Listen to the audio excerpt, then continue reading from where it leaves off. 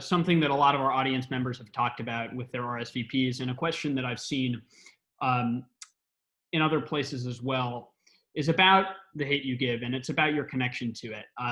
It's such a powerful personal story that many people ask, how much of The Hate U Give is sort of a memoir in disguise. And I guess my first question to you is, how much of The Hate U Give really is autobiographical? Yeah, that's the question I get the most. Everybody's like, "So are you Star? You know, is your dad Big Mav? Is your mom Lisa?" I get that a lot.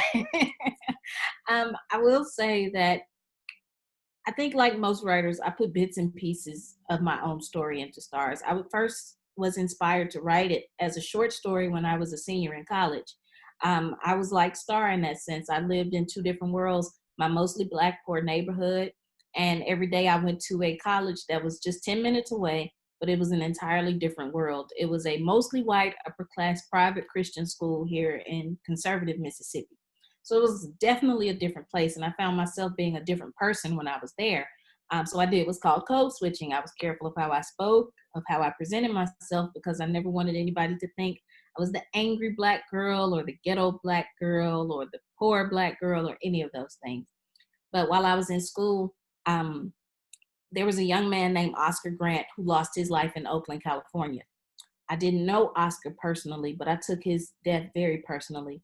Oscar was killed New Year's Day, 2009, by police officers, and video shows him with his hands behind his back, lying on his stomach, unable to move, and a police officer shot him in the back.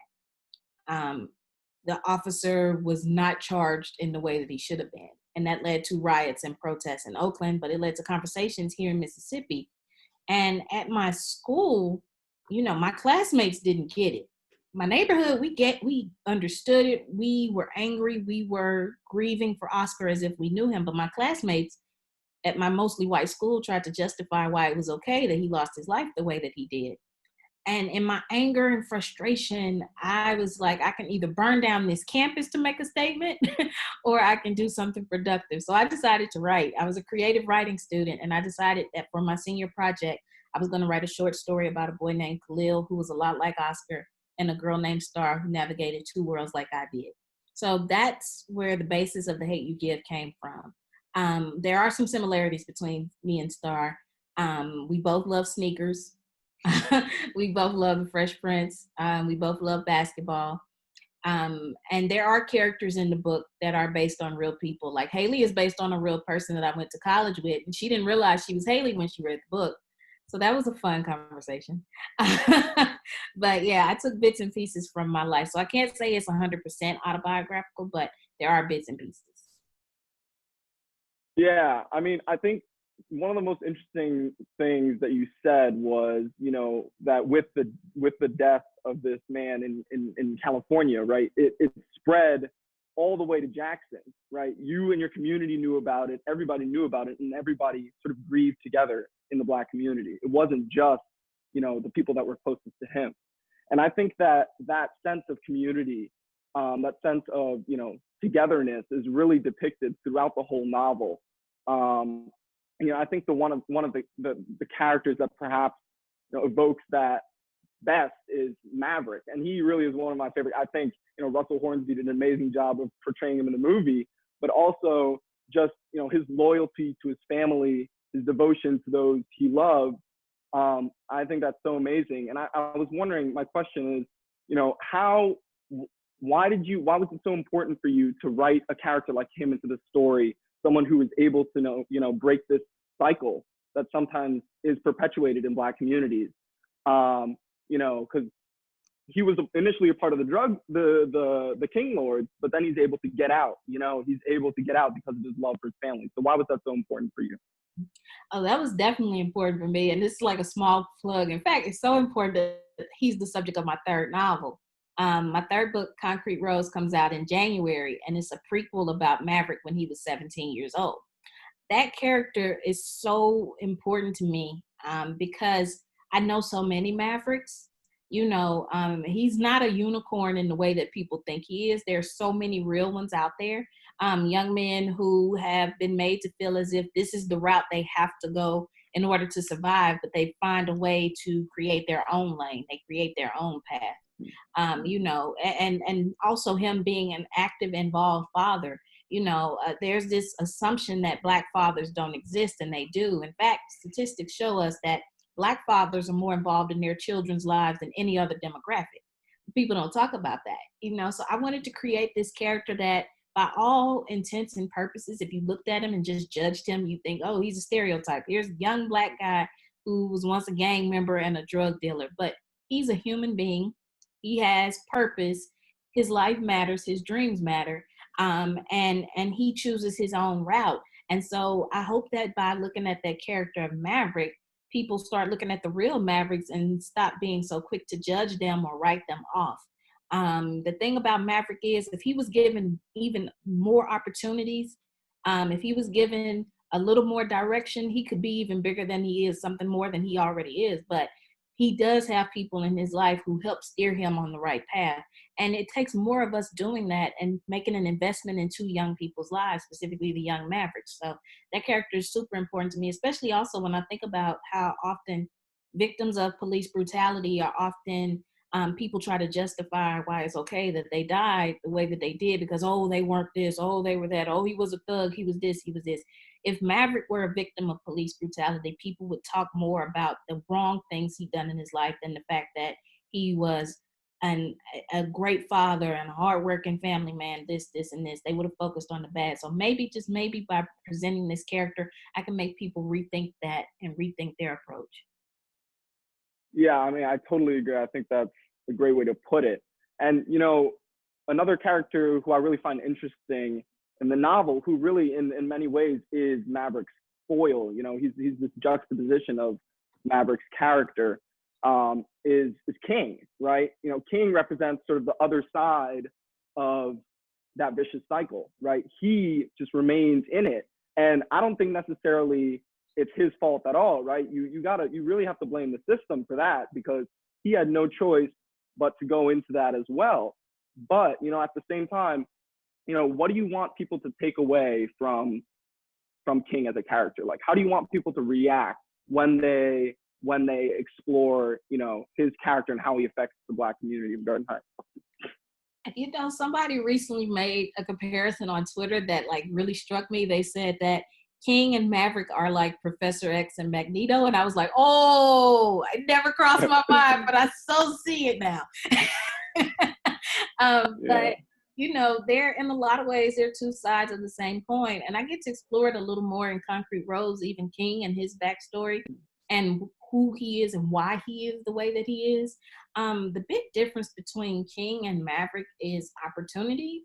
And the big difference between King and Maverick is the fact of who made an investment in Maverick and who didn't make one in King. You know, the thing about King is that he's made a lot of poor decisions, but in a lot of ways he made them because he didn't know any better, or he wasn't shown any better. You know, people would be surprised if they knew how little the real kings have been exposed to. Like, for instance, I know that there are kids right now in Jackson, Mississippi, who have never seen a skyscraper despite being no more than 15 minutes away from downtown Jackson. There are kids in Compton, California right now who've never seen the beach, and they are in Southern California. And it's just they haven't seen it. And I'm just talking about something superficial like buildings and beaches, but let's look at it from a wider standpoint. Let's look at it of what they haven't been shown of who they can be and what they can do. When you see something and you see somebody like you doing that, you realize you can do it. So King hasn't been given a vision. That's what I say. The difference between Maverick and King is that Maverick has been given a vision of what he can be, and it's more than what's around him. King has not. That's the big difference. And that's what's the problem for so many of our young people. They haven't seen it. They've been given a limited view of what they can be, and they think that's all they can be and that's all they can do. So we got to do better at providing them with more mirrors that show them a wide range of possibilities. Certainly, Star finds her voice and finds herself really in activism as the novel progresses. And in many ways, I think the novel is sort of a coming age story of hers and how she develops through trauma and then becomes, really who she is at the end of the book. And to come back to the ending, I think the ending is in many ways the most fascinating part of The Hate U Give, because I think it's sort of open-ended. And my question to you then is, what did you really want to leave your readers with at that last page? I think open-ended endings have kind of become my thing now, because like people who've read like my second book On the Come Up, they're like, why'd you end it like that? I would need to know more. My whole point is the reason I ended both books the way that I did was so that my readers can continue the story themselves through themselves. How does Star's story continue? You tell me. What would you do? Who are you? What are you going to take from her story, and who will you become from it? Are you going to pick up the loudspeaker yourself and make yourself heard? How are you going to do that? So I purposely ended it like that, and I purposely ended it without all the loose ends tied up, so to speak. We don't know what's necessarily going to happen for Star. We don't know how things are going to work out for the family, what's going to happen, but you can figure that out yourself. Like, what are you going to do for the real Stars or for the real Khalils? How are you going to fulfill that ending yourself? So, but also I ended it like that because you never know. I may go back to the characters at one point. I don't know. I've said it for years now that I don't plan on writing a sequel, but who knows? But for me, yeah, it's about you creating the ending yourself, the reader creating it themselves by taking on what they learned from the story or what they took away from the story, and writing that ending for all of us. Of course. Yeah. And I mean, I think, as you mentioned, I guess we don't really have the resolution in the sense that the officer who murders Khalil isn't, he isn't indicted, he isn't convicted. But, I think, as you said, it leaves us with the sense of, we get to carry on that legacy that Star created. We get to carry on in her footsteps and, carry the torch. And so my question then for you is, because, and I've been to many protests over the past few weeks, and, such a common chant is no justice, no peace, no justice, no peace, no justice, no peace. We all want justice for everyone, every Black person in America who has ever been murdered or, subject to police brutality or any other form of racism. But then the question really becomes, what is justice? I was watching on CNN, the attorney of Rayshard Brooks' family, he was saying over and over again, he was saying, I don't even know what justice is to me anymore, right? He was saying, like, what is justice? So my question for you is what is justice to you? And what does it mean, essentially? How do we get justice? For me, justice means that when we say Black Lives Matter, we see that Black Lives Matter. For me, it means that a person who has made an oath to protect and serve me actually protects and serves me if we're going to keep this establishment in place. For me, it means my tax dollars should not be going to somebody who has the right to kill me without ever seeing a courtroom. For me, justice is those families feeling as if their loved ones' lives mattered. It doesn't make sense to me that, we see over and over again that these families do not get justice. These officers who commit these crimes are not held accountable for these crimes. I'm looking at Breonna Taylor right now. It's been 101 days to the date that she was murdered and no arrests have been made. In fact, 2 officers still have a job. But let's say I was a fast food worker and I hurt somebody on the job. I would lose my job that day. It should not, if anything, officers should be held to an even higher standard. For me, that's justice. Holding them to an even higher standard. So, but it looks different ways now. It feels like,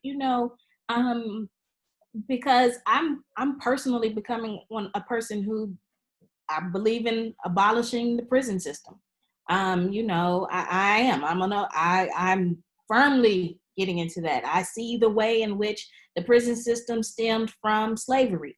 And it's a continued modern version of slavery. So it's hard for me to say, yeah, lock people up. But at the same time, I want accountability. So it's something I'm even struggling with and figuring out, what does justice mean? And I think, that's something we all have the right to do. We all have the right for that thought to evolve over time. But hopefully at some point we can get to the point where at least accountability occurs, and we don't have enough of that.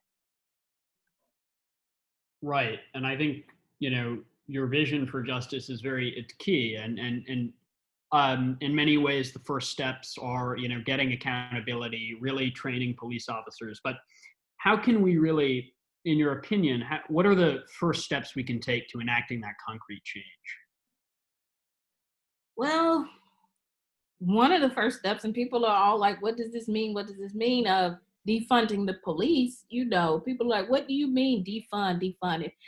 In this country, police departments overall have fundings of over 115 billion.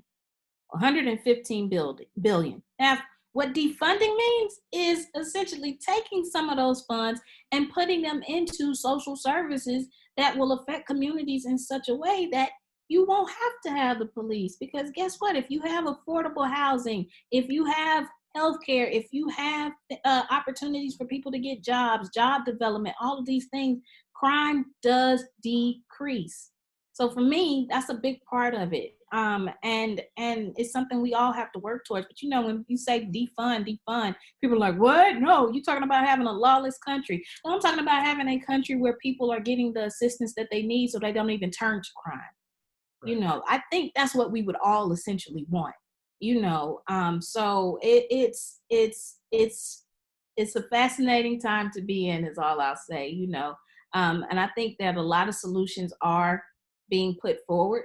It's just a matter of getting the right people in the right positions to make these changes, and to hear this out and to hear what we're saying. I want less military police in communities of color, and I want more social services made available for those communities. Yeah, absolutely. I mean, you make an excellent point. And, I think one thing that I think a lot of people would be interested to know, especially people watching this, because there's so many students who are joining with us today. Of course, we are, our project, the Decameron Project, is geared towards young students, young writers, people who might not have a platform to use their voice, right? We want to lend them that platform and then have a space where their voice can be heard.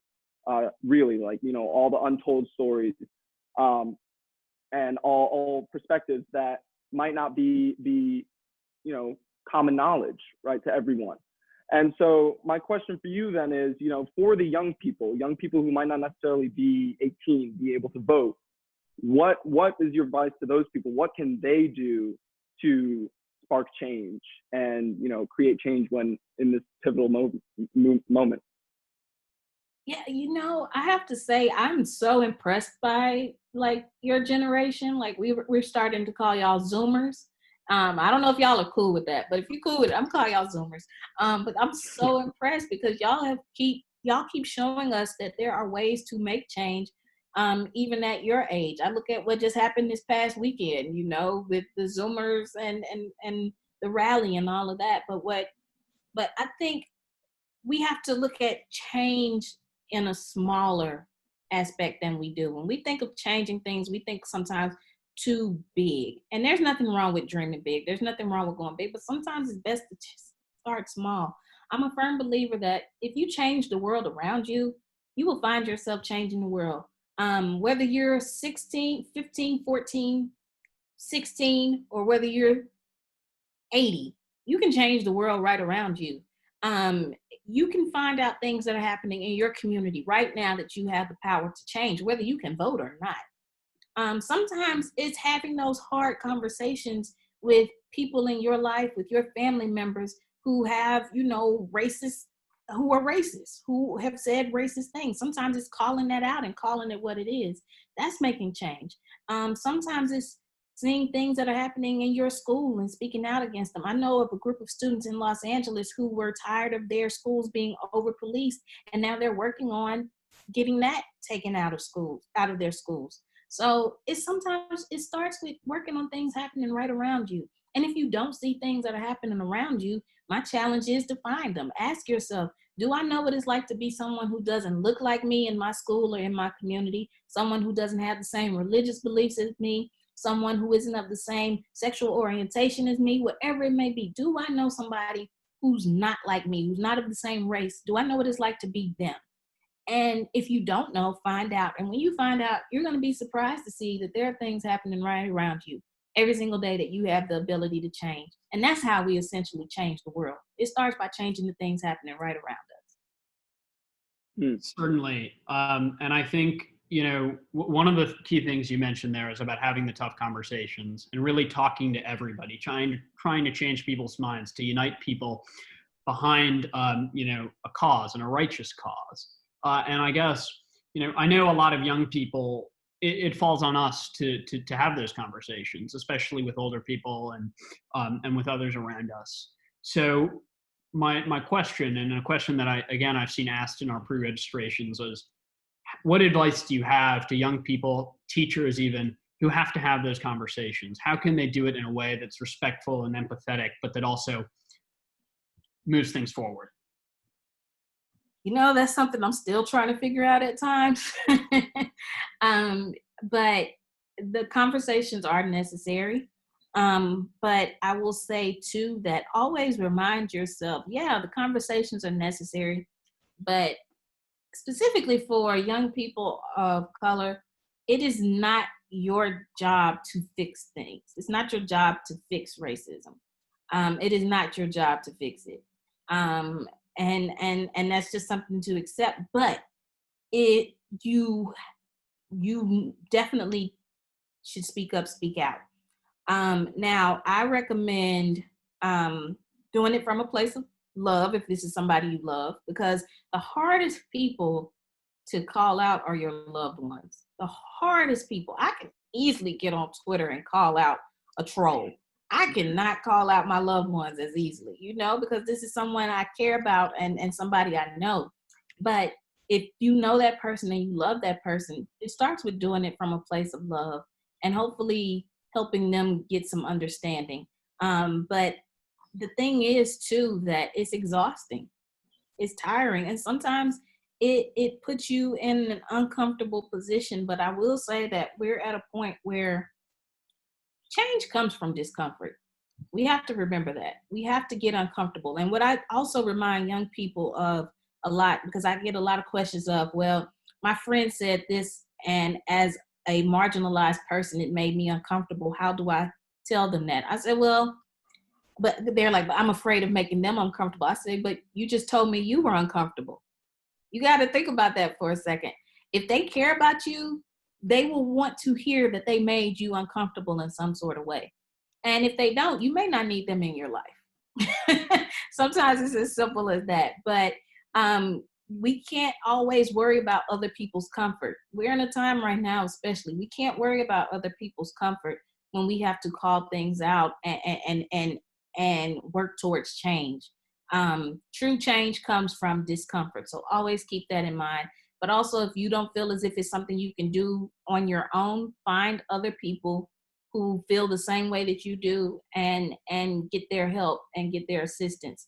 But again, if it's somebody you love and care about, try to do it from a place of love. If it's somebody you don't know, but you still want to deal with it, be mindful of what you invest your energy in. Not everybody is going to be changed, and that's okay.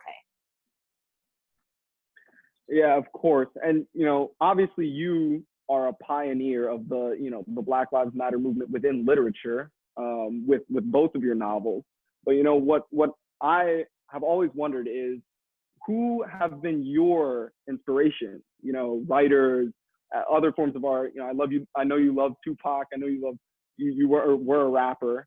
So you obviously have inspirations from the rapping world. But besides that, who have been your inspiration? Yeah, Tupac is definitely one of the biggest ones. When I was a teenager, I hated reading. And it surprises people when I say that, but I hated reading. And I realized though it was because I couldn't find books I could connect with. You know, like when I was a teenager, like the two big books were Twilight and The Hunger Games. And I got nothing against them, but I just couldn't connect with them. Like I looked at Twilight once and I was like, my mom wouldn't let me date a vampire, like an old vampire. This ain't me, you know? I wasn't connected with it. I was not. It took me getting to college and reading Black literature where I really started to foster a love of reading. So my influences range from Tupac and Nas and Queen Latifah and TLC to Dr. Maya Angelou to James Baldwin to, let's see, Richard Wright. I found out my grandfather was his childhood best friend, you know. So I to Nikki Giovanni, all of these different Black authors who paved the way so that I could do what I do now. And also again, hip hop. Hip hop taught me to write without worry. It taught me to write the things, write my truths and not filter it. It taught me to write for y'all and be honest and real with y'all, even when it makes the adults in your lives uncomfortable. So it's definitely a wide range of things. I often say, if I can be like a literary version of Tupac mixed with TLC, I'm good. And like some of y'all are probably like, who is TLC? Don't make me feel old. Google. So I think that certainly, you know, you talk about your influences, but I want to know sort of what books you're reading now, and who, you know, your contemporaries and people who you think are sort of side by side with you in really pioneering the art and the literature and the change of the Black Lives Matter movement. Just like in not even necessarily with just the movement, but just like Black authors in general, specifically in like young adult literature. Jason Reynolds. Jason is phenomenal. And whether you're young or not so young, you need to be reading Jason Reynolds. He is one of the most powerful voices we've gotten in literature in a long time, and I need more people to recognize that. Jacqueline Woodson, same thing. Nick Stone. Nick is the author of several books, including Dear Martin, which, you know, is often read side by side with The Hate U Give. Nick is one of my best friends, so I definitely recommend her. Let's see, Kwame Alexander. I could just look at my bookshelf right now and start naming all the people. But no, there are so many of us doing so much good work. Elizabeth Acevedo, Tomi Adeyemi. And one thing that I love about all of these authors that I just named is that it's a wide range of stories. So we out here, we doing the work, and there's so many more that I'm missing, but I'm so happy to be writing in the time that I'm writing in, because thankfully I'm not the only author out there who's giving young people books to see themselves in. I have some amazing contemporaries who are doing the same thing. So it's a great time to be a YA reader and a YA writer. Yeah, I agree. And I mean, I think, you know, I'm obviously a YA reader right now, but I think I can, hopefully I'm not, you know, but if I can speak on behalf of the rest of the YA readers, you know, I think you definitely fill the hole that was, you know, that existed, as you mentioned, in your childhood. You know, you didn't really have books you could relate to. And now I think there's such a much broader diversity of novels and that explore different perspectives, and, you know, just different characters coming from all different backgrounds.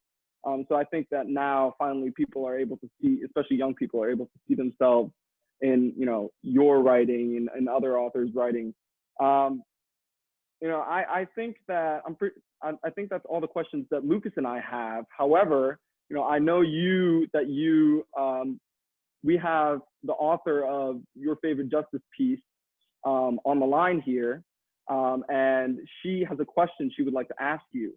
So I'm wondering if we can bring her on. There she is. This is Rhea. Rhea's from New York, and for everybody who may not know what's going on, the Decameron Project, as some of you might know, we take in we have bi-weekly themes, and we select winners, and we have an author read each piece aloud. Rhea's piece got selected by Angie this week, and our theme was justice. So I'll leave it to Rhea to take it away and ask her question. Thank you so much. It's a pleasure to be here. First off, thank you so much, Angie, for reading my piece. It's a real experience to have such a brilliant author like yourself appreciate young literature, especially mine. So, I never would have thought when I picked up The Hate You Give 2 years ago that this would be my reality, but I'm very grateful for this. And also big thanks to the Decameron Project for giving me this opportunity. I think that the work that you guys are doing is really great. So my question for you, Angie, is oftentimes when I'm writing, I find that my people that are close to me in my circle are really great for advice in writing. So if you probably saw in my piece on justice, I was able to take inspiration off of a Langston Hughes poem called Justice. And I know that you commented about your inspirations in literature and other authors that you look up to, but I was wondering, Angie, if there's anyone in your close circle that you go to for literary advice other than people on your team like your editors. Yeah, absolutely. Oh, first of all, though, your piece is phenomenal. Absolutely brilliant. I love both of the pieces that I was given, but it was so hard to choose. But I have to say, like, both of you were phenomenal. But like, I was reading it and just, I have so much hope for the future now. So thank you for that. Thank you, brilliantly done. I have to kind of limit who and where I get my writing advice from, because everybody has an opinion. Like, you will quickly learn, everybody has an opinion. Like, as a published author now, I never go on Goodreads because those reviews are not for me. There's nothing I can do once they've read the book to change it. Like, their advice or whatever, I can't take that. So I limit who and where I get my advice from. One of my biggest soundboards, as I call it, is my mom. I read my stories out loud to my mom at times, and she would tell me if it's good or not, but I can always tell by her reaction if it's good or not too. If she nods off and in the middle of me reading something, it needs some work. But also I get advice from some of those authors that I mentioned, like Nick Stone is one that I definitely talk to. I think it's always important to get advice from other writers, other people who are doing what you do. And a lot of times the ones who are doing it at the stage that you're doing it are some of the best people to get advice from. But also filter the advice that you get, filter the opinions that you get. Some people aren't going to like what you're doing and they're going to have this, and this to say about it. But if it's something that you feel led to do in that story, or you are passionate about, do it, and just recognize that not all advice should be applied. I know so many writers, young and old, who have stopped writing because of one piece of advice or one opinion that they got that they use now to judge every single thing that they write. And you have to recognize that, not everything needs to be used, not everything needs to be applied. So filter it, but definitely seek out other people who are doing it and listen to them, but limit how many opinions you get, because eventually if you take in too many, you'll find yourself writing for all of them instead of you. And the key is to write what you want to read and write for yourself first and foremost. That's great advice. Thank you so much, Angie. No problem. Great. So thank you, Rhea, for that. So we'll just get right into the Q&A now. And we've got a few we selected from the pre-registration, which Sawyer and I have sort of handpicked. We think they're really, really quite good. So with that, I think I'll just take it away. This is one from Samantha Mott, who is or Samantha Mayott, maybe I pronounced that wrong, who's a librarian. And she asked this: I'm a high school librarian at a Catholic school, and we have chosen The Hate You Give for our community read this summer. What would you say to a parent who doesn't want their kid to read your book?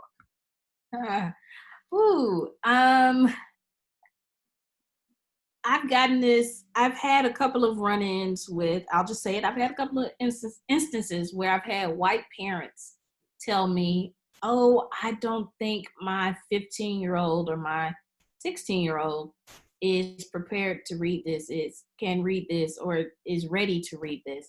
And my response is, maybe you should talk to the Black parent of the 8-year-old who had to have a conversation about what to do if you're ever stopped by a police officer. Young people can handle more than you think. If it's a young person who is, you don't think they're mentally ready, okay, there are other books that they can read instead that address this thing. But if you have the privilege of keeping this to a book, congratulations. Again, you're privileged. So I would say to those parents, this is a discussion that needs to be had. And if it's something you feel like you can shy your child away from, there are parents in this country who don't have that privilege. So I would reconsider your stance on it. And if they want to say, oh, it's the language, there are 80 something instances of the F word in the hate you give. But last year alone, over 800 people lost their lives at the hands of police brutality. That number is far scarier. And I would say this, but I don't want the librarian to get in trouble. But part of me is like, and they say worse words in the hallway when you're not looking. So, but it's a matter of reminding some of these parents that this is a needed conversation. And the reason that we're in the position we're in right now in this country is because so many people have turned away and had the privilege of turning away, and we no longer can allow that to happen. So it's important to have these discussions. And thank you for even putting my book into your students' hands. That means a whole lot to me. Another great question we have here is from a student named Helen Chen. And she asked a very interesting question, which I think is extremely important and should certainly be asked. And I think it even relates to some of the rioting that happened, has happened. And the question is, do you think violence is a righteous process to attain progress? Sorry. I have to go to the Dr. King quote of rioting is the language of the unheard. As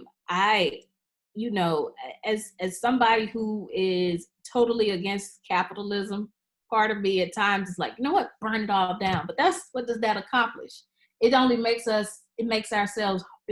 them take notice. Yeah. But essentially at the end, what does that accomplish? I look at people too who are like, oh, these looters, they're causing all this damage.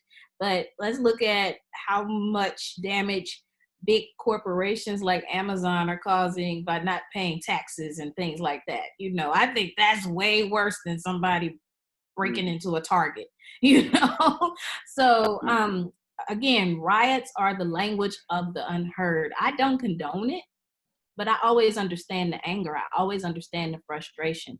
An author that I know named Kimberly Jones, she recently went viral for a great explanation of the systemic racism of this country, but also the disadvantage Black people have been in this country as far as economics go.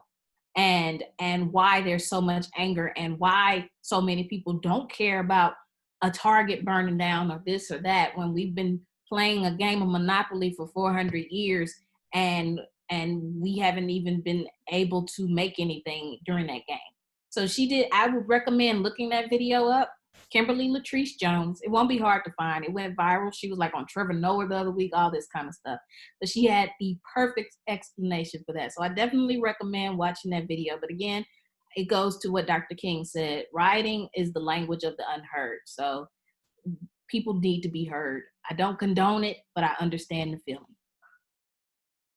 Yeah, and I mean, it really reminds me of actually a post you put up on Instagram, which I saw and I love, of Tupac in an interview where he says, we've been asking for centuries, right? And now we're done asking, right? It's like, what do you think we're gonna do? We're gonna keep asking? No, obviously not. Now we're gonna come and take our justice by any means necessary. Like, it's time's up, time's been up. And so, another question, let's see. There are tons of great questions here. This is a question which I think is especially good from Nora Courtney, who's also a student. She says, I'm a 15-year-old white girl who lives in a small town. Like you, I'm also from Mississippi. I also know how hard it is growing up in the South where racism is present in everyday life. How did you cope with it coming up? And how do you suggest I educate my surrounding community about the Black Lives Matter movement? First off, hats off to you. Second off, hey, Mississippi neighbor. Living here is not easy. A lot of times it feels like we're still fighting for a bare minimum. We're talking about a state who has the Confederate flag as its state's flag, and there are still people who are like, nope, we can keep it. We can keep it. It's heritage. That is heritage based in hate. So we're still having fights that everybody else has moved on from. We're playing catch up in Mississippi. So I get it. Those are going to be hard conversations to have. I recommend watching films like The Hate You Give, or reading books, or suggesting books, or making them aware of things that will give them more empathy or give them a better view of what's really happening. A lot of times in small towns, everybody looks like everybody thinks like everybody, and they push back against the idea of thinking different or seeing something different or seeing a different perspective. And that's what it's about. So if you can suggest things to the people in your life that will show them a perspective unlike their own, it will go a long way in helping things. A lot of times it takes, again, movies, books, those sort of things to help them see. And I definitely recommend getting the films and the books that are done by creatives from those marginalized groups that those films and books represent, because you're going to get a narrative that is spot on and not skewed. So definitely show them, do what you can to introduce them to perspectives unlike their own, and it will go a long way. But hats off to you. And if you ever come to an event here in Mississippi that I'm having, please tell me you had the question from this event, and I will give you, if we can, I will give you a hug if you're okay with that, because it is tough in this state to get anybody to see beyond their own circumstances. I think, what you're talking about in sharing perspectives and deepening understanding and sort of straying away from the stereotypes and the preconceptions that people have is super important. And we've had another question along those lines. So I think this is the prompt time to ask that. Becky Wilco asks this. I teach in an affluent community in a majority white population. Many students feel the inner city is a dangerous place with lots of criminals and gang members. Books set in the inner city can perpetuate this idea, and the idea that inner city people should be feared. How do I help students form a deeper and better understanding without reinforcing negative stereotypes?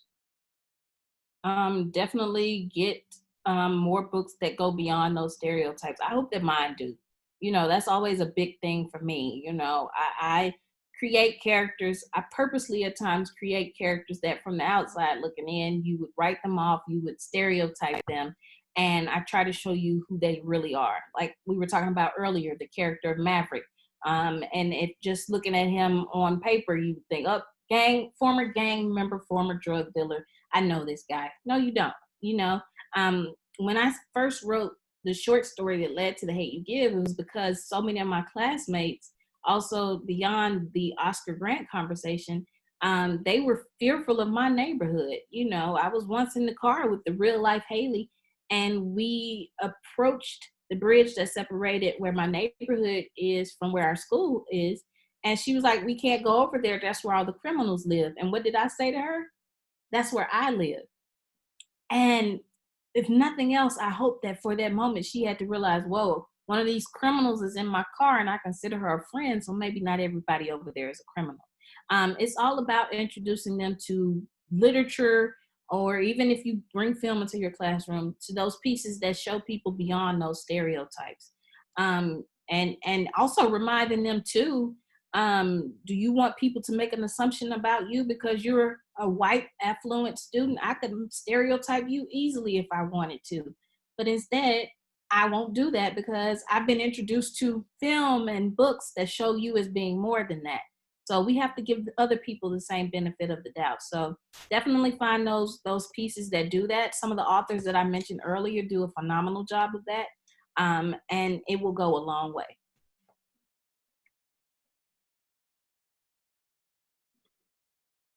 So I see just another question here from somebody who's live in the audience. We have Justin Greenberg, who says he's a 14-year-old student in New York City.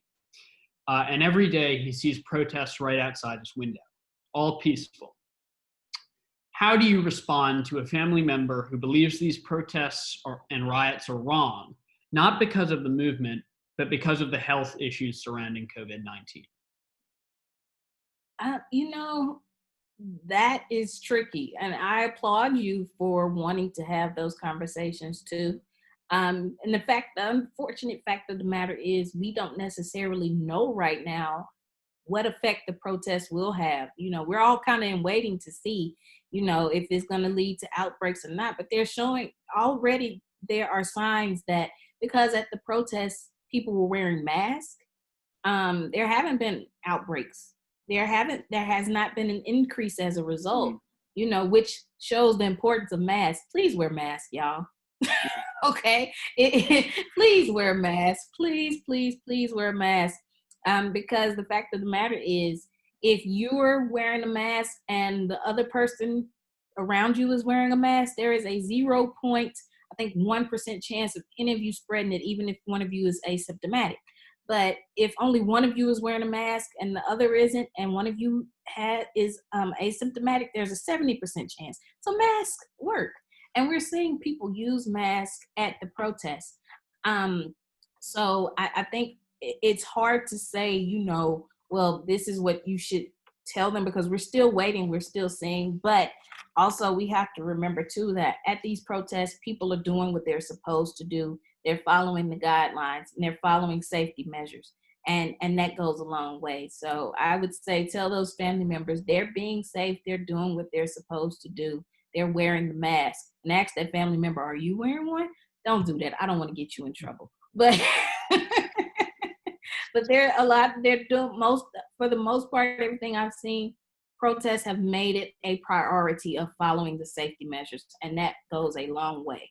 So hopefully we will see that there is no increase as a result.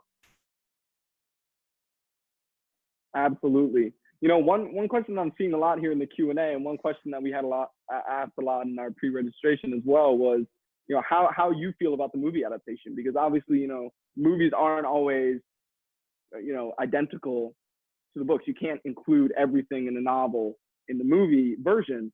So how do you feel about the movie? Do you feel like it did justice to the novel? You know, I love the movie. I think that the movie has the heart and soul of the book. I knew it wasn't going to be identical. I went in knowing that books and movies are like fraternal twins, not identical twins. And this is like a Parent Trap situation. I don't know if y'all remember that movie, The Parent Trap, with Lindsay Lohan.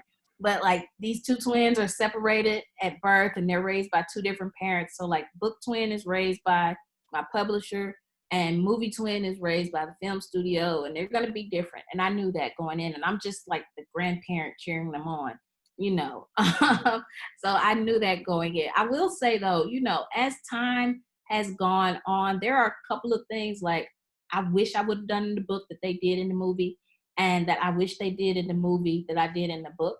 And then there's like one thing that I wish I'd done in the book that wasn't done in the book or the film.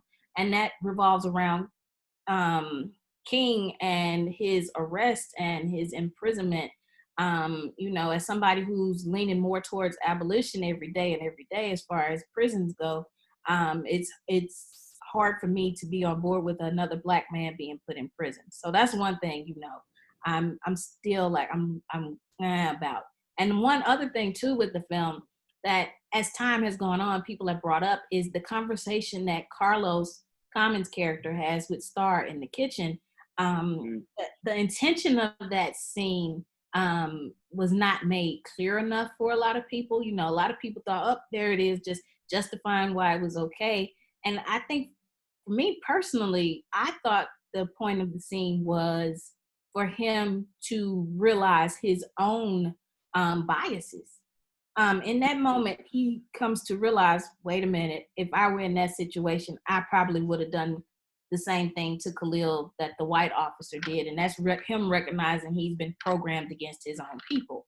But what a lot of people got from that was, it's just him explaining why it's okay and giving us a cop's perspective when we've gotten that perspective a lot. So I think if I were to change anything about the film, it would be tweaking that scene so we realize a little more that this is Carlos coming to recognize that he has his own internal bias, even against Black people himself, and he needs to check himself on that.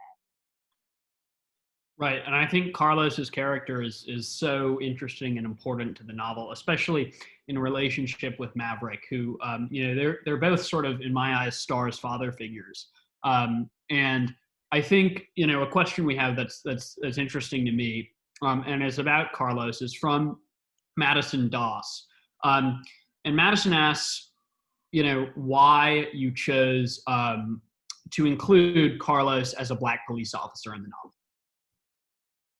Carlos is definitely one of those characters, like the opinions about him range, and it's so hilarious to me. I say that, like, if you've ever watched The Fresh Prince, Carlos is Carlton and Maverick is Will. Like, that's how they are to me. It was important though for me to have Carlos because as somebody who has law enforcement in my family, Black police officers in my family, I wanted to show this character who is like them, who feels as if, well, inside of the uniform, I'm seen as a sellout. Outside of the uniform, I'm still a suspect. We don't talk about that enough. I was recently reading a thing on Twitter where a Black police officer said that he was on the job at night investigating a scene in somebody's backyard with a flashlight. And he gets a call on the radio that a woman has called 911 saying there's a suspicious Black man in her neighbor's backyard with a flashlight. He was a Black cop doing his job. Yeah. So I wrote Carlos as this character who is in that position of, he's a Black cop, but I wanted also this character who comes to the realization that there needs to be accountability, because that's what so many of us want. And we want it from those officers, those quote unquote good officers. We want them to hold their fellow officers accountable and call for accountability right along with us. So that was the main point of crafting that character for me, and showing him and even his perspective as a Black cop, that he hopefully evolves as we see over the course of the novel. He starts out a bit shaky, but he gets a little bit better hopefully by the end. Certainly. I just saw a great question from another librarian, actually, who says she used to be, Alicia, who says she used to be a counselor. And she says that she thought your portrayal and insight about grief was very well done. And she's wondering, why was it important for you to include this as a part of Star's story, and what role does or can grief play in activism? Grief plays a huge role in it. Why are people willing to get out there in the middle of a pandemic and shout the name George Floyd, shout the name Breonna Taylor, shout all of these names? Is because they're grieving. Why are people willing to burn down parts of their communities? Because they're grieving. Grieving is a huge part of it. That anger is fueled by grief, and we don't talk about that enough. I'd never met George Floyd or Breonna Taylor, but I cried for him like I knew him. And that's grief. And that's a big part of Star and her speaking up and speaking out. It fuels her anger. And then too, in a way, it crafts her fear. She's afraid because she's grieving Khalil, but she saw what happened to Khalil and she doesn't want it to happen to her, So she doesn't want it to happen to her little brother. She doesn't want that grief to reach anybody else. And that's what a lot of times activism is about. The reason I speak up and speak out is because I don't want another mother to have to bury her 12-year-old child like Tamir Rice's mother did. I don't want another family to have that grief. I don't want to have that grief myself for people I don't even know. I don't want that grief to hit closer to home than it already has for me. You know, there was a young man in Los Angeles who was killed by police by the name of Ezell Ford, and it was only after his death that I found out he was my cousin. And I had to grieve a cousin I did not get a chance to meet. So that grief fuels so much of it, and it's a part of Star's story, but I also want to show how she uses that grief to empower herself, because that's what we have to do. We have to use all of that and empower ourselves and find a way to make ourselves heard, and not let that grief define us, but let it fuel us. Of course, and it's not only that grief that allows her to find her voice, but it's also, as we've talked about, it's Maverick. It's the Mavericks who, are this rock in their family who really, lifts everyone else up. And possibly one of my favorite scenes in the movie is when Maverick stands in front of the Connie, Seven, and Star, and he says to her, so when you're ready to talk, you talk. Don't ever let nobody make you be quiet. And, I just got chills when I saw that, because I was like, wow. And when I read that in the book, it's such a moving line. And it really, lends Star the courage to use her voice in activism. And so, then you think, like, who is that person for Maverick? Who was that person for him? And, although that isn't sort of revealed or talked about in the book, I think one thing that definitely helped Maverick through the tough times is his faith. I think faith plays a huge role for him. And I'm wondering, how did faith play a role in the novel as a whole? And how has it played for you in your life? My faith is a big part of who I am. I tell people all the time, I love Jesus, but sometimes I cuss a little. Thankfully, Jesus is still okay with me and loves me. We all fall short. But it plays a huge role in who I am and what I do and what I believe.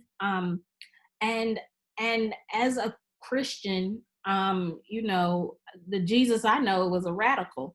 The Jesus I know shook things up. The Jesus I know went against the status quo. And that's what I feel like as a person of faith, I'm supposed to do as well. I'm supposed to shake things up. I'm supposed to go into temples and flip tables. I'm supposed to make y'all uncomfortable. And that's what it's about for me. So, one of the things that angers me the most is how much hurt and pain people have caused others by using the Jesus that I know as an excuse. That's something that burns me up. I know so many young people and old people, LGBTQIA, or other marginalized groups who felt so much hurt from that sector, and it angers me. It really burns me up. So what I try to do is I'm trying to reclaim it through my work. I'm trying to reclaim this idea of being a Christian and being a radical. So Maverick's faith, it definitely fuels him, and it definitely gives him the backbone that he needs to be that outspoken radical warrior that we see, who can instill those same beliefs into his children of speak up, speak out, don't be afraid to be heard, because that comes from his faith. So yeah, it plays a huge role in his life, and it plays a huge role in my life. So that even for him in the book, though, him calling him Black Jesus instead of just Jesus, that's him reclaiming it. That's him reclaiming it. It's him reclaiming that imagery. And for me, I don't say Black Jesus, I just say Jesus. But for me as a Christian, I want to reclaim that radical Jesus that would be out here saying Black Lives Matter. I have no doubt about it. And so that kind of thing makes some folks a little, no, he can be out there saying Black Lives Matter. And when somebody would say, well, all lives matter. When he said, blessed are the poor, he was specific. Don't tell him, no, blessed are all people. So yeah.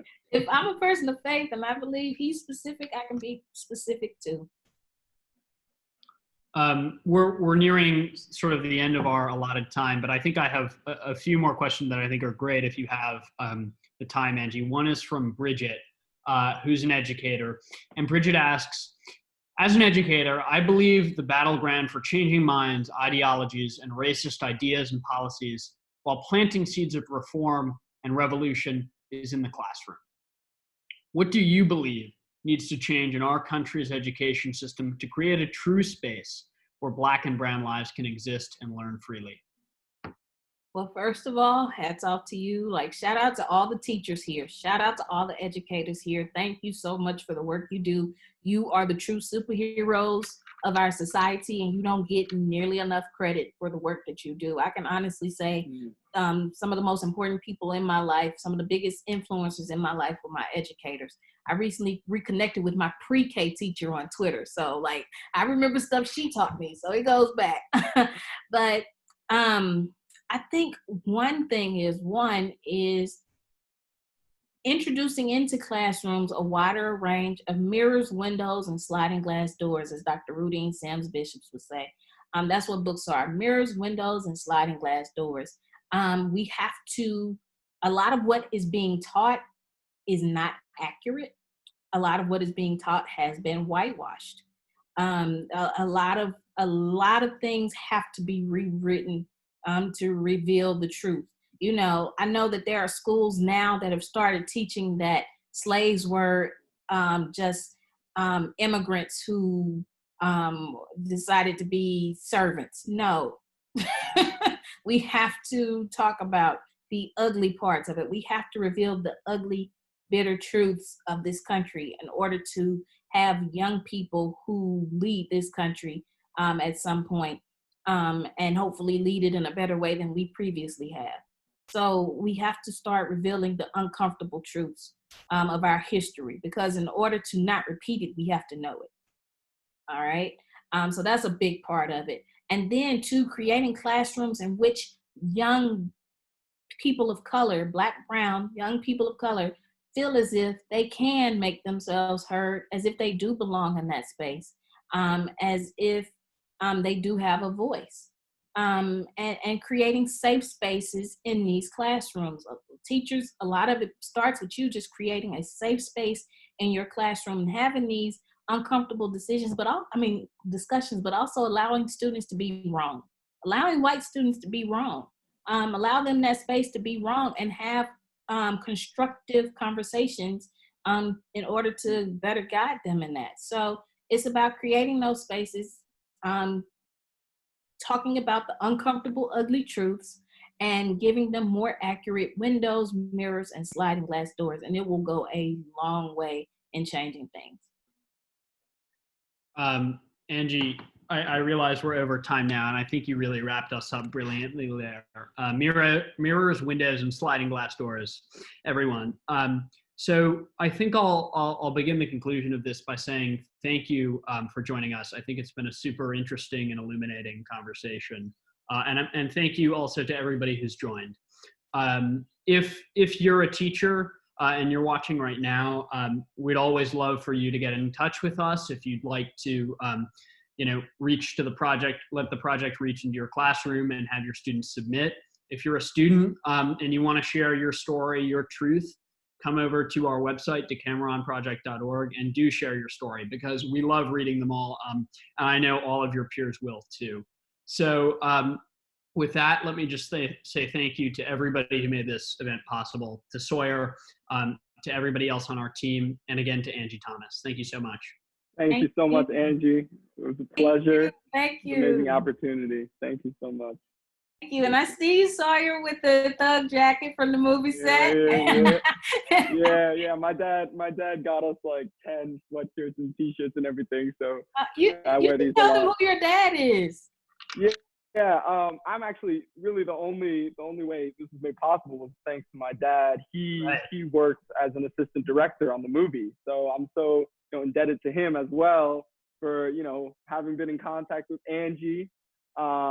This has just been a phenomenal opportunity. I was lucky enough to visit even once, and just to have seen the movie, to have read that he was the one who gave me the book originally too. And so I'm so grateful to him, and of course to you for writing the book in the first place. It's one of my favorite books, and I think it's one of the, again, as we've been saying, it's one of the few books that really speaks truth to what it's like being a black person in stuck between two worlds even. And sometimes I feel that same way. And so I think that it really did fill a hole for tons of people And for that, I'm so grateful. And I hope you please continue writing, because I will read any book you put out. So yeah, amen to that.